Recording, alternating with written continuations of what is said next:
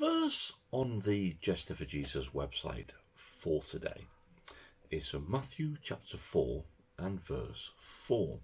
And it says this: "Man shall not live on bread alone."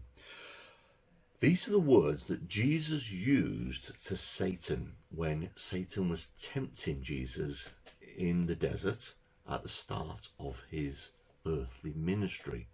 He'd been there for 40 days, 40 nights, and he was hungry, and he said, "Turn the stones into bread."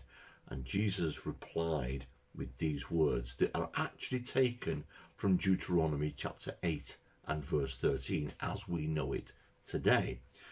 The verse does go on to say that man shall not live on bread alone, but on every word that comes from the mouth of God. And we know that today as the Bible. So the words in the Bible come from God. Many years of putting the Bible together, inspired words came to people. They wrote the content of what we have in the Bible. The prophets in the Old Testament. We've got the writers of the New Testament, some of them were disciples, followers of Jesus. The letters that Paul wrote, all inspired by God to write these words down. And we should live by these words.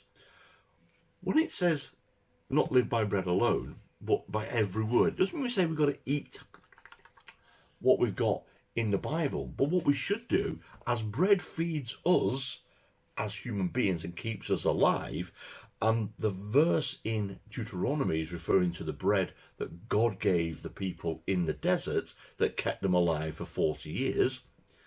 As we eat bread to keep us alive, so we should read God's word to keep us spiritually alive. Bread can keep us physically alive, but reading God's word day by day can keep us spiritually alive. And that's what Jesus is referring to here. So today, think on these words. Man shall not live on bread alone, but on every word that comes from the mouth of God. Have a good day.